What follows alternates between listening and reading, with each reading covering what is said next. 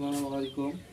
আমাদের আজকে ঔষধ তৈরি করা ঠিক মিক্সচার করিয়ে ফেলাবো, আপনাকে বন্ধুরা দেখাবো। দেখেন কীভাবে কী করতে হয়। জিঙ্ক মাছের বৃদ্ধি করার জন্য এই জিঙ্কটা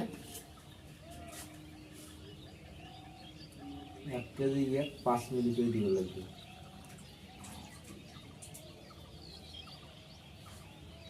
মাছের ঘা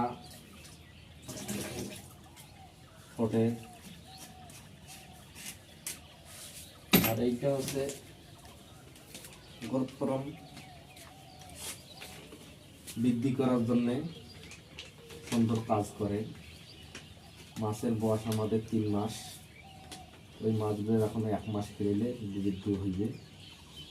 এই মাছের বয়স 3 মাস। এই মাছের এখন গরম খেলে তাড়াতাড়ি বৃদ্ধি হইবে। 14 মাসের প্রতি বিক্রি করা যাইবে।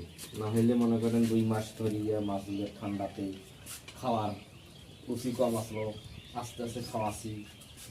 এই জন্য এই ঔষধ ভিটামিন জিঙ্ক খাওয়ার জন্যে খাওয়ালে দুধতে মোটা তাজা হবে, তাড়াতাড়ি উপযুক্ত হবে।